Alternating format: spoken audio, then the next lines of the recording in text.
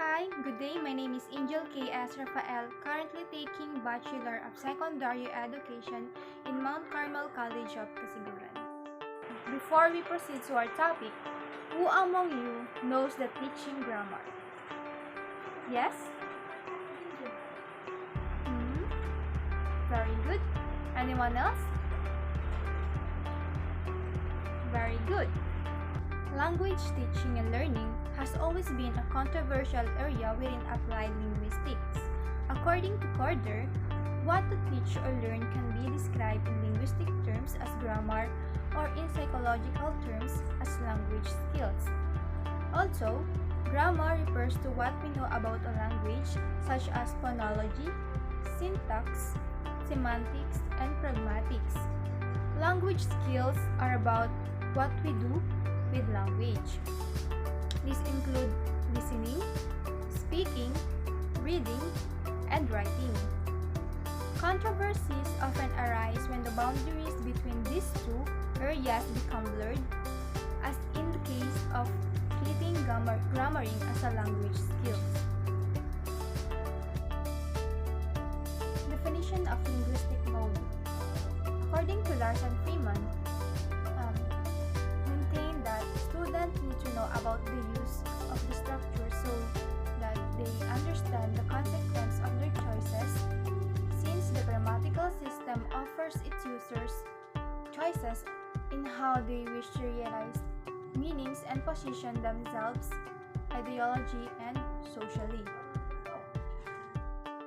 Therefore, grammar teaching should take place not only for understanding the rules, but also for inducing the reasons of different sentence formations in different contexts. English is rich in passive voice, which is not possible in many of the other languages with similar passive formation. Therefore, it is very important for the learners to understand its different meanings in order to appropriate use. Since English is passive voice can be used without referring to the agent of an action, the following three functions of passive voices are listed in most grammar books. To place emphasis on the agent using by praise, when the agent is unknown or unimportant, the speaker does not wish to mention the agent. Usually, some exercises of distinguishing active voice and passive voice are designed for the learners according to the three functions. In fact, more exercises which need explanation in terms of linguistics can be designed and carried out in the classroom teaching. For example, asking the student to analyze the difference among A1, A2, and A3. The following dialogue and explain the reasons or the purpose of speaker A in answering different ways. In A1, A. I won't go to the party. B. Why? You haven't invited me. In A2, I won't go to the party. Why? Nobody has invited me. I won't go to the party. Why? I haven't been invited. A1 is the most direct way of answering which expresses complaint to the listener B, and A2 is moderate but still expresses a kind of dissatisfaction, while A3 is a mild way of which shows politeness. Being taught in this way, the learners will not only internalize the rules and functions but also inquiry the use of English passive voice. They will realize the choices of different forms of grammar can express various feelings and bring different communicative effects.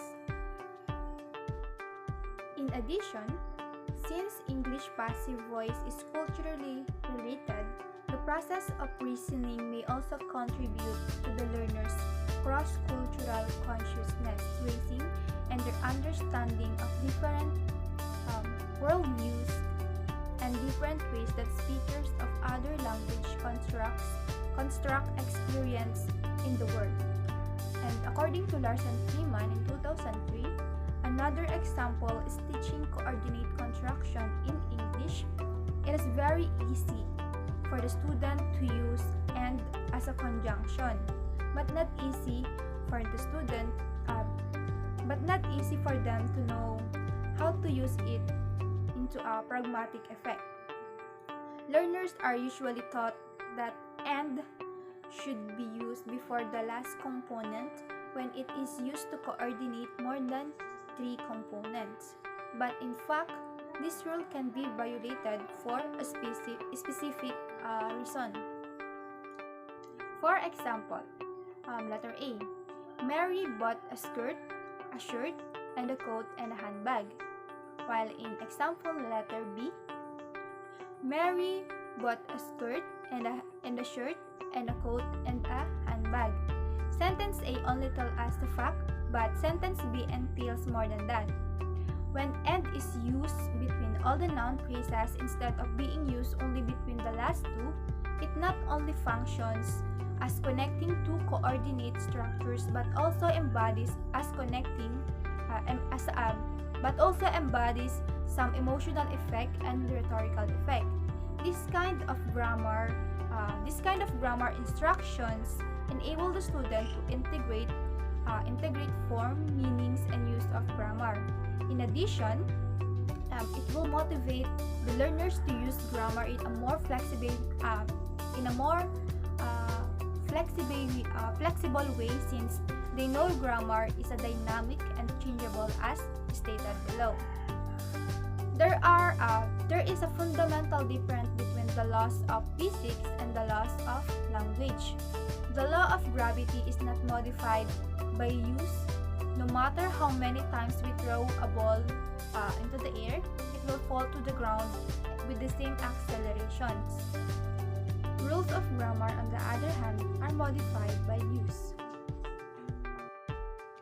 In Hyman 1985, linguistic mode emphasizes more reasoning and inquiring the pragmatics of grammar than understanding the form and meaning. It starts with a certain use of grammar and ends with more uses in different contexts. Each circular process is the perfect combination of form, meaning, and use, and can be formulated as general use, specific use, reasoning, different meanings, forms, and other uses. Lastly, it is important to reform and adjust teaching contents and methods according to different teaching contexts, such as levels of students and the linguistic background of the students. Grammar can be taught as knowledge and skills.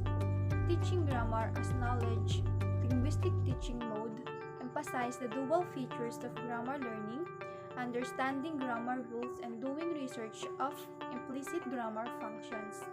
This mode will empower the English learners with the potential and enthusiasm for inquiry learning and active learning. And now we're done in discussing the modes of teaching grammar in linguistic modes. My question is, what kind of strategies will you use in teaching your student when it comes in grammatical rules? I will give you 5 minutes to answer it. Thank you. Again, my name is Angel K. S. Rafael, currently taking Bachelor of Secondary Education in Mount Carmel College of Casiguran. Have a nice day.